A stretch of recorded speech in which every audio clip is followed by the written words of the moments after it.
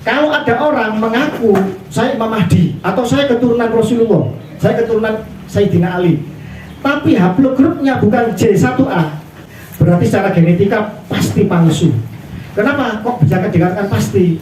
Karena genetika ini ilmu yang 99,9999% sangat valid. Makanya kalau ada orang mengaku cucu Nabi garis lurus laki-laki, sementara haplogrupnya bukan J1A, berarti dia batal secara ilmu pengetahuan. Berarti manuskrip atau catatan keluarga yang dia susun pasti palsu. Dan ini sudah menjadi kesepakatan dari 130 nakobah seluruh dunia, keluarga Ahlul Bait Nabi seluruh dunia.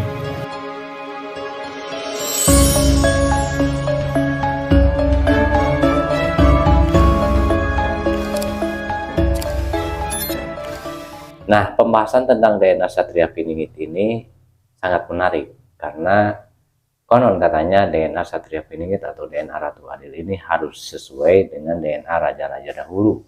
Begitu pula dengan Imam Mahdi, DNA-nya harus sesuai dengan nabi-nabi dan rasul kita dahulu. Nah, terkait dengan DNA ini, mari kita simak bersama-sama penjelasan dari Gus Fakih yang akan menyampaikan tentang DNA manusia.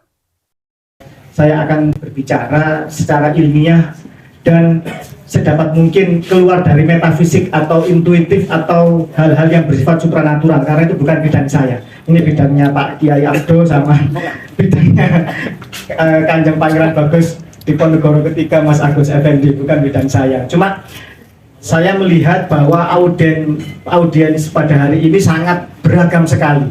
Saya melihat juga ada Trah Mataram, ada juga Trah Sunda, ada juga dari Jamiat Tabligh, dan saya yakin juga mayoritas NU. Saya sendiri seorang Nahdiyin yang numpang lahir di Pasuruan, Trah Mataram, Jogja. Karena saya ditugaskan untuk membedah mengenai masalah genetika dan DNA, maka nanti semua sejarah akan kita kupas dari sisi ilmiah ini. Karena ini sesuatu yang bisa dibuktikan, bisa diuji, dan ilmu yang sudah lazim, bukan sesuatu hal yang terawangan, ilham, mimpi atau lain-lain. Kasafah, mukasafah, basyirah, wa nadhirah, saya kurang paham masalah itu. Cuma saya ingin menanggapi mengenai masalah khilafah.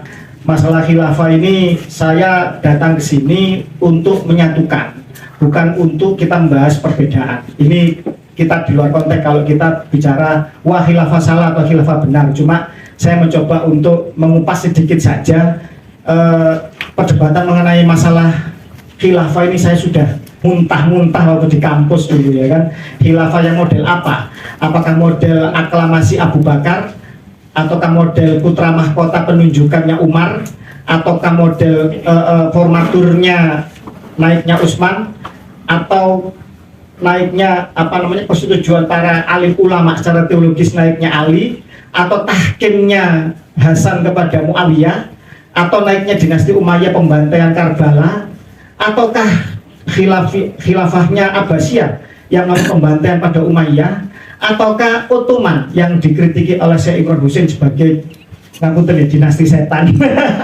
Ngapunten. Saya bukan ahli genetika, tapi pernah kuliah S1 di kimia ITS, pernah kuliah di teknik lingkungan, juga pernah kuliah di hukum dan beberapa kampus. Intinya dari berapa jurusan itu yang lulus cuma 2. Nah, alhamdulillah, karena memang jadi aktivis dulu, ketua PMI ITS, pendiri PMI ITS Surabaya, Jawa Timur, terus sampai di PBTNI, Lembaga Teknologi dan lain-lain. Kita bicara mengenai masalah siapakah Imam Mahdi itu. Nah, di dalam ilmu genetika itu ada yang namanya DNA. Sampun paham apa DNA? Deoksiribosa nukleat asid, yaitu sebuah rangkaian yang berbentuk helix atau seperti kayak tangga melingkar gitu. Nah, semua manusia itu menurut ahli genetika internasional disepakati ya, kesepakatan dari seluruh ahli genetika internasional bahwa semua gen manusia ini berawal dari satu ayah yang sama dan dari satu ibu yang sama. Nah, agama Abrahamik ya, Islam Islam apa namanya Nasrani dan Yahudi sepakat namanya Adam dan Hawa. Yang lain ada Manu, ada lagi siapa itu macam-macam lah pokoknya gitu. Dalam arti bahwa sebelum Adam itu ada makhluk cerdas lain yang ada di muka bumi. Kita mengenal kalau pernah belajar biologi atau apa itu ada makhluk namanya Neanderthal, Cro-Magnon dan lain-lain, ya kan? Ada Pithecanthropus erectus dan lain-lain. Jadi ada makhluk-makhluk yang memang ada sebelum Adam muncul di muka bumi, dan di Al-Quran ini kan juga ada. Ketika Allah akan membuat Adam, malaikat bertanya, bukan semacam protes ya kan, mempertanyakan, ya Allah kenapa kau ciptakan khalifah lagi yang seperti itu, mereka dulu pernah buat kerusakan di muka bumi. Allah menjawab, ya Allah, aku lebih tahu. Betul, ini yang lebih aku lebih tahu daripada kamu kan. Jadi gitu. Nah, artinya bahwa kalau di dalam konsep emanasi sakral Nur Muhammad, karena Allah mempersiapkan akan turunnya Nur Muhammad melalui Adam, kan begitu, seorang yang makhluk sempurna insanul kamil melalui Adam. Tapi ini metafisik, saya tidak akan bahas masalah itu, nanti saya tidak konsisten nanti. Literasi agama kita, ya kan, dan juga di literatur agama-agama lain, ya kan, entah itu Halki Al-Fatar atau apalah namanya, Dajjal juga dikatakan antikris atau anak setan, Damien Omen dalam film-film Kristiani itu ya. Itu berarti Imam Mahdi adalah keturunan dari Imam Ali. Karena Muhammad tidak punya anak laki-laki, maka jalur laki-lakinya diambil dari Imam Ali. Imam Ali kan punya Hasan Hussein. Ini ada keturunan, ini ada keturunan.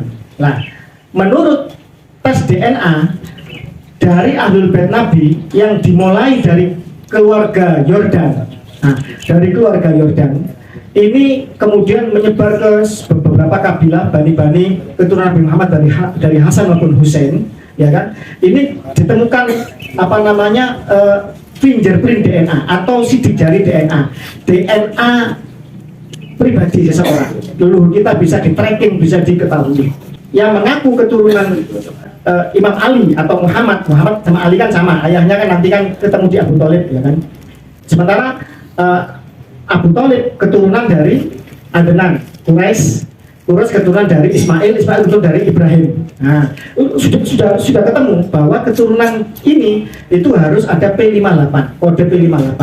Kita nggak usah bicara gimana kok dinamakan P58, ini coding, bahasa coding. Misalkan kenapa ini kok dinamakan semangka, gitu, nggak usah dipertanyakan kenapa namanya semangka, gitu ya. Kode P58 milik Ibrahim, harus ada nanti punyanya Ismail, ada, ya kan? Harus ada nanti L858 punyanya apa namanya Bani Adnan, L222, ada L859, ada punyanya Abu Thalib, FGC 8703, ada punyanya Imam Ali. Nah, di sini pusatnya FGC 10500 plus. Nah, plus ini dalam arti bahwa nanti ada rantai yang apa namanya buntut gitu loh, ada buntut namanya, itu terlalu pokoknya plus gitu ya, bisa plusnya itu 1, 2, 3 dan sampai 9. Nah, Hasan itu sudah terpetakan FGC 8702, Husain FGC 30416. Tetapi ingat, haplogrupnya harus sama, harus J1A, haplogrup J1A. Tadi kita sudah bicara kan, dari Adam menjadi B, C, D, E, F dan seterusnya, menjadi apa namanya mutasi-mutasi keturunan yang ini nanti menjadi haplogrup. Ibrahim ini pecahan dari J, yaitu J1 pecah juga, J1A, J1B dan lain-lain dan seterusnya sampai ketemu ke kodenya Muhammad. Berarti pertanyaannya, kalau ada orang mengaku saya Imam Mahdi atau saya keturunan Rasulullah, saya keturunan Sayyidina Ali, tapi haplogrupnya bukan J1A, dia bohong apa jujur? Apa benar? Berarti secara genetika pasti palsu. Kenapa kok bisa dikatakan pasti? Karena genetika ini ilmu yang 99,9999% sangat valid. Kenapa kok dikatakan sangat valid? Ibaratnya gini, manusia sekarang ini sudah meneliti tentang nanoteknologi. Nanoteknologi ini apa itu penyusun atau disusun misalkan hidrogen ya, satu proton dan satu neutron dalam inti atom, ibaratnya ini sebesar apel di tengah-tengah lapangan bola. Sementara satu elektron ini seperti pinggir lapangan bola, jadi sangat besar sekali. Nah, nanoteknologi meneliti tentang fermion, apa itu penyusun dari elektron itu sendiri. Jadi sudah sangat kecil sekali ilmuwan sekarang yang diteliti. Sementara ya kan, ibaratnya kalau fermion itu sebesar kerikil ibaratnya, ya kan? Maka DNA itu sebesar apa? DNA ya sebesar lapangan sepak bola ini. Jadi kelihatan nyata dalam alat sequencing untuk membaca hasil DNA itu kelihatan, ya kan? Makanya kalau ada orang mengaku cucu Nabi garis lurus laki-laki, sementara haplogrupnya bukan J1A, berarti dia batal secara ilmu pengetahuan. Berarti manuskrip atau catatan keluarga yang dia susun pasti palsu. Dan ini sudah menjadi kesepakatan dari 130 narkoba seluruh dunia, keluarga Ahlul Bait Nabi seluruh dunia. Nah, pertanyaannya, apa ada orang Indonesia yang sudah diakui oleh Ahlul Bait internasional, dapat isbat internasional? Banyak. Ketum Bani Wali Songo kita, Kiai Raden Ilzam Bintoro Ilzam, sudah dapat isbat dari Maroko, keturunan dari Sunan Giri. Sidogiri, Kiai Fuad Nur Hasan dan Kiai ponakannya Kiai Mas Nur Hasan Sidogiri dapat isbat dari Maroko, Yordan, banyak lah narkoba, ya kan, dari Damaskus, macam-macam, ya kan, bahwa keturunan dari Sayyid Sulaiman, yang atasnya bin Syekh Zain Abdul Qadir, Sunan Gunung Jati Sepuh, mertuanya Syarif Hidayatullah, ya kan, yang ini terdeteksi Al-Qadiri Al-Jilani. Nah, banyak tinggal dari Trah Kesultanan yang konon nanti atasnya ke Syekh Jumadil Kubro atau Sunan Ampel, yang nanti ke Al-Musawi Al-Kadimi Al-Husaini. Nah, demikian.